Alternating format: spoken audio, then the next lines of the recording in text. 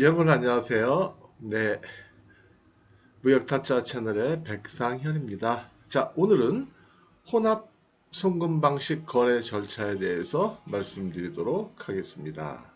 자, 혼합 방식이다라는 것은 뭐냐면요. 이런 얘기죠. in advance로 몇 퍼센트, 그 다음에 나중에 밸런스, 요거는 잔금을 얘기하는 거거든요. 그래서 잔금은 선적 후 며칠 이내에 지급. 그러니까 쉽게 말씀드리면, 야, 선불로 몇 프로 주고 후불로 몇 프로 줄게. 뭐 50% 50%를 하자. 70% 30%를 하자. 뭐 30% 70%를 하자. 이런 식으로 나눠가지고 주는 거죠. 왜요? 왜요? 전액 송금 사전 방식이나 전액 사후 방식이라면 한쪽이 너무 불리하잖아요. 위험하잖아요. 걱정하잖아요. 그쵸? 물건이나 돈 뛸까봐. 그죠? 그래서 이렇게 나눠 하자는 거예요. 이건 뭐 국내 거래에서도 그렇게 많이 하잖아요. 그죠? 돈 주고 얼마 주고, 나중에 잔금 주고. 그죠? 똑같은 거예요.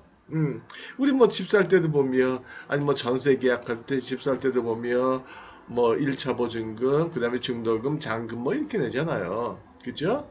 그런 거 비슷하다 생각하시면 되는 거예요. 똑같은 거죠, 뭐. 자, 그러면 거래 절차는 어떻게 될 것이냐? 물론 첫 번째는 무역 계약을 체결하는 거죠. 그러니까 셀러하고 바이어가 무역 계약을 체결한다. 그런데 이제 계약서에 명시를 반드시 해야 되는데 계약서 뭐 여러 가지 조항들이 들어가지만 그 중에 계약서에 payment 아니면 payment term 이렇게 제목을 쓰시고 거기다 이렇게 쓰시는 거예요. 합의한 대로.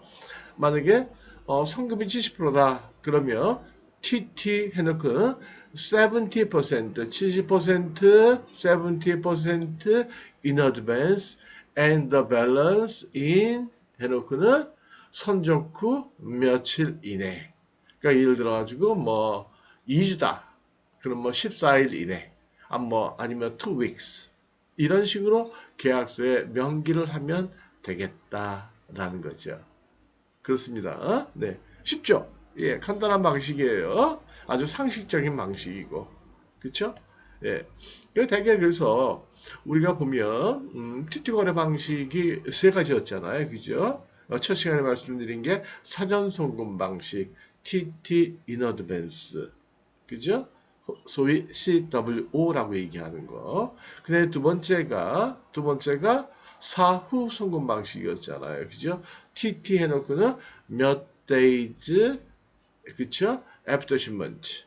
그래서 전액, 후불로 바이어가 결제하는 거죠. 그러니까 셀러가 먼저 물건을 보내주고, 선적서를 보내주고, 바이어가 먼저 물건 통관해서 찾고, 그 다음에 입금해 주는 거죠. 그쵸? 그러니까 첫 번째 경우 사전 송금 방식은 셀러한테는 매우 유리하죠. 여러분들한테 야 100% 현금으로 줄게. 그것도 계약하고 일주일 내로 줄게. 보내줄게. 얼마나 좋아요. 무조건 땡큐죠. 뭐 그죠? 그리고 그 돈 받아가지고 뭐 완제품을 구매하거나 화장품이다 그러고 화장품을 구매하거나 아니면 제조업체라면 제조업체가 직수출하는 경우라면 여러분들이 화장품을 제조해서 수출하는 경우시라면 그 돈 갖고 원자재, 원료 사갖고 화장품 만들어서 보내주면 되겠죠. 그렇죠? 매우 해피하죠.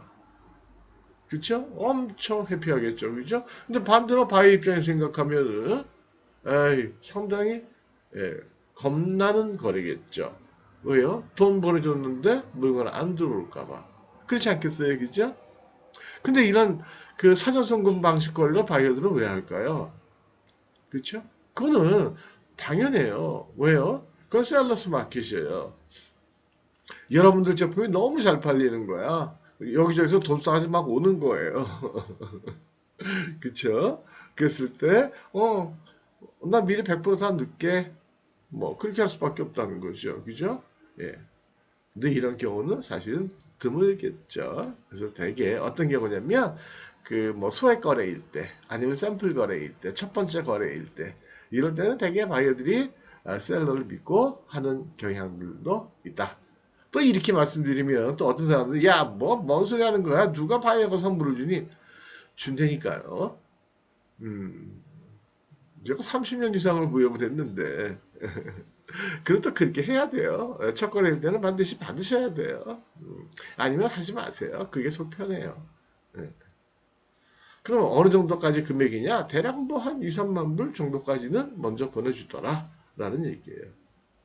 받아봤니? 라고 물어보신다면 네, 받아봤고 많이 받아봤어요. 그래서 두 번째는 이제 계약에 따라 가지고 일부 약속된 보증금 퍼센트를 바이어가 셀러한테 이렇게 이제 보내주는 거죠. 그렇죠? 그 다음에 또 슬쩍 지나간 것 같은데 다시 한번 상기시켜 드릴게요. 계약서에 명기할 때 반드시 뭐까지 쓰셔야 된다? 은행 정보. 은행 정보. 여러분들이 입금받은 은행에서 5가지 쓰셔야 된다고 그랬죠. 영문명, 은행 영문명, 은행의 주소, 여러분들 계좌번호, 은행의 SWIFT 코드, SWIFT 코드, SWIFT 코드, 그 다음에 예금주, beneficiary, 이 5가지요. 요거는 지난 시간 사후 송금 방식 거래 절차 그 자료를 보시면 다시 한번 그 비디오를 보시면은요, 거기에 제가 이렇게 딱 5가지를 영문으로 기재해 놨잖아요. 그죠? 보시면 돼요. 그게 굉장히 중요해요. 계약서에 명기하는 게. 물론, 이메일로 별도로 통보를 해줘야지만, 그럼 위험하다는 거예요. 왜요? 나중에 혹시라도 해킹 당해가지고 돈이 잘못 들어갔을 때, 계약서에 은행이 딱 명시가 되어 있으면 무조건 바이오 책임이에요. 근데 그걸 계약서에 명시를 안 했다? 그럼 그때는 서로 난처한 거죠. 입장 난처하다라는 거예요. 애매하다. 애매하다. 그 다음에 이제 일단은 선적을 하는 거죠. 이때는 전량 선적이에요. 전량 선적하는 거예요. 뭐 대개는 그래요. 일부만 선적한다? 에이, 그거는 또 별도로 표시를 해야 되는 거고, 대개는 전량 선적을 해줘요. 셀러가 바이한테 전량 선적을 해주고요. 그 다음에는 선적 서류를 당연히 보내줘야 되겠죠. 그렇죠? 물건 보내주고 선적 서류 안 보내주면 바이어가 통관도 못하고 당연히 물건도 못 찾잖아요. 그렇죠? 이제 선적 서류 그러면 만약에 배로 보냈다 그러면 3가지 뭔가요? 한번 기억을 되살려 보실게요. 3가지. 예, 3가지. 첫 번째 BL 배로 보냈으니까 선화증권 BL Bill of Lading Bill of Lading 로딩이 아니에요. Lading Bill of Lading 만약에 비행기로 보냈다면 BL이라는 건 없죠. 그런 제목의 서류는 없고 뭐예요? 항공화물 운송장 영어는 뭐라고 그래요? AWB Airway Bill 그렇게 얘기하는 거잖아요. 둘 다 마찬가지로 운송장인데 성격은 다르죠. 그렇죠? BL은 유가증권이고 AWB는 유가증권은 아니잖아요. 그렇죠? 근데 이 말이 어렵죠. 이런 그거 생각하지 마세요. 생각하지 마시고 그냥 운송장 이렇게 생각하시면 돼요. 일단은 나중에 운송을 말씀드릴 때 아주 자세히 말씀드릴게요. 운송장을 보내야죠. 그래야 바이어가 그걸로 물건 찾을 거 아니겠어요. 그죠? 그 다음에 두 번째는 커머셜 인보이스, 상업송장. 상업송장이 뭐예요? 선적된 물품의 명세인 동시에 청구서의 역할도 하더라. 그 다음에 포장명세서. 어떻게 선적했습니다. 1번 박스에 뭐가 들어갔습니다. 무게는 얼마입니다. 부피는 얼마나 됩니다. 2번 박스에 뭐가 들었습니다. 이런 거 쭉 써놓는 거죠. 왜요? 바이어 편의를 위해서. 그렇죠? 그 다음에 또 나중에 뭐 운임 계산 할 때 보면 그게 필요할 수도 있고요. 어쨌든 여러분들이 그렇게 생각하시면 돼요. 그래서 BL이라는 거는 AWB는 포더가 누구예요? 포더 운송 대행 업체. 여러분들을 대신해서 운송을 대신해주는 업체를 얘기하는 거죠. 여러분들은 물건을 공장에 갖고 있기만 하면 돼요. 그럼 포더가 알아가지고 계약해서 알아가지고 컨테이너 보내주고 아니면 트럭을 공장으로 보내주고 그 다음에 알아가지고 항구로 보내서 알아가지고 배에다 실어주고 그 다음에 여러분들한테 비를 보내주는 거예요. 비행기에 실었다면 AWB를 보내주고. 그러나 항상 여러분들이 계약하는 건 아니라고 그랬어요. 무역 계약을. 운송을 여러분 다 하는 건 아니고 그거는 뭐에 따라 달라진다? Incoterms. INCOTERMS.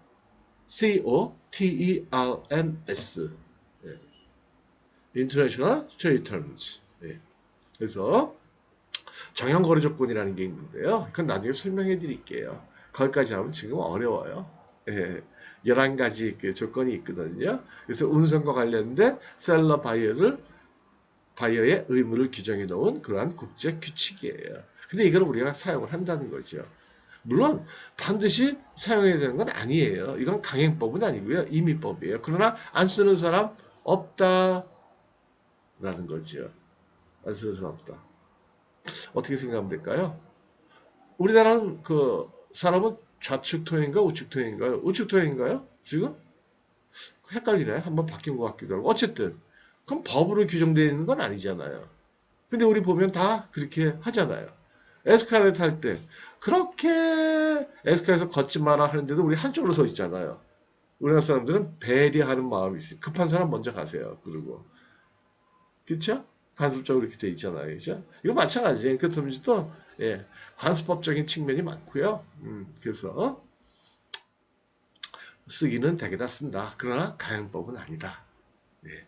이게 더 헷갈리겠나요? 그냥 인커텀지에 따라 달라진다. 인커텀지란 규칙을 쓴다. 운송과 관련된 내용을 11가지 조건에 다 다르게 담고 있다. 그래서 그 중에 하나를 합의를 보고 쓰면 되겠다. 거기에 따라 가지고 그 누가 포드를 쓰고 누가 운송 계약하느냐 그게 달라진다라는 거예요. 그 다음에 마지막으로 이 잔금을 송부하면 되는 거죠. 그렇죠? 누가요? 바이어가 셀러한테 이렇게 잔금 송금해주면 되겠다. 근데 이게 참 문제예요. 그죠? 사람이 보통 그렇잖아요. 그죠? 어디 아침부터 중그런데 어디 들어갈 때 다르고 나올 때 다르다고 그러잖아요. 바이어가 일단 물건을 받고 나면 마음이 조금 좀 바뀌는 흔들리는 사람도 있을 수 있다. 잡아놓은 물고기다. 잡아놓은 물고기에 밥 주냐? 이거 물건 다 받았는데 돈 뭐 줘? 에이 좀 핑계 좀 대볼까? 속썩일 수도 있다는 거예요. 근데 뭐 안 주는 사람은 드물고요. 덜 주거나 아니면 늦게 주거나 아니면 찔끔찔끔 애들 뭐 하듯이 강아지 뭐 하듯이 찔끔찔끔 줘가지고 사람 애간장을 태운다는 거죠. 자, 이렇게 해가지고요. 이렇게 해가지고 이제 TT 방식에 대한 모든 설명을 마쳤어요. 그래서 여러분들이 TT 방식에서 꼭 기억하실 건 뭐냐면 그거예요. 반드시 계약서에다가 쓸 때 사전 송금 방식이 됐든 사후 송금 방식이 됐든 혼합 방식이 됐든 기일을 꼭 쓰자. 언제 입금하기로 한다. 라는 거. 특히 사전 송금 방식일 때 TT in advance 이렇게만 쓰는 경우가 많은데 그때도 반드시 기일을 쓰자. TT in advance within 7 days after contract date. 계약하고 나서 며칠 이내. 이렇게 써야 되겠다라는 거고요. 그 다음에 계약서에다 반드시 은행을 여러분들이 송금받을 은행을 반드시 계약서에 명시를 해서 계약서의 일부분으로 만들어야지 나중에 혹시라도 잘못됐을 때 바이어가 송금을 잘못했을 때 해킹당해서 잘못했을 때 여러분들이 자유로울 수 있다. 무조건 네 책임 아니냐 이렇게 얘기할 수 있다는 거죠. 그 다음에 반드시 선적 서류를 여러분들이 직접 보내주셔야 된다는 거예요. 그쵸? 그래서 우편으로 원본으로 쇠부시 뭐를요? BL이나 BL, 컨버션 인보이스, 패킹 리스트 이건 딱 기억하셔야 돼요. 이거 외우시는 거예요. 근데 급할 때는 BL 그 다음에 특히 BL을 이걸 서렌더를 시킨다는 거예요. 서렌더 원본을 4번화 그래서 4번 가지고 바이어가 물건을 찾을 수 있도록 BL의 기능이 중요한 기능 중에 하나 물건을 바이어가 찾을 수 있는 거잖아요. 물건의 소유자임을 증명하는 거잖아요. 근데 그걸 꼭 원본으로 증명을 해야 된다고요. 그래서 우리가 원본을 보내는 거예요. 근데 아주 급한 경우에는 포워드한테 부탁을 해가지고 야 이번엔 서본 갖고 통과할 수 있게 해줘. 내가 원본에 대한 권리 주장 안 할게. 그냥 원본에 대한 권리 주장 안 한다는 건 아무 데나 찾아가라 그래. 그런 얘기예요. 아무 데나 찾아가래. 괜찮아. 상관없어. 예, 그때 그러면 서렌더를 시켜주면 그냥 BL 인보이스 패킹 스타 예, 스캔 받아가지고 이메일로 보내버리면 예, 그것도 가능하다. 그때 그렇게 사본화 시킨 BL을 서렌더 BL이라고 얘기한다. 그렇게 할 수도 있다. 예, 요게 TT 방식의 총 정리였어요. 중요한 건 그거예요. 지금 말씀드린 거. 계약서에 명시한다. 은행명도 명시한다. 운송은 포드한테 부탁을 한다. 근데 인커텀즈 조건에 따라 가지고 누가 운송 계약을 체결할지는 달라진다. 그렇죠? 그다음에 반드시 선적 서류를 보내줘야 된다. 세 가지를 BL, 인보이스 패킹 리스트. 예. 비행기를 나갈 때는 BL 대신에 AWB. 근데 급할 때는 BL을 서렌더를 시키셔도 되겠다라는 거예요. 근데 비행기를 나갈 때 뭐 서렌더 그런 거 없어요. 예. 대개는 BL은 AWB는요 화물이 나갈 때 같이 나가요. 예. 뭐 박스에다가 붙여가지고 내보내든 어쨌든 포더가 알아가지고 보내줘요. 걱정 안 하셔도 돼요. 예. 자 이렇게 해서 이제 TT 방식에 대한 예, 말씀을 다 드린 것 같고요. 정리도 해드렸고요. 예. 네, 다음 시간부터는 예, 추심 방식 거래.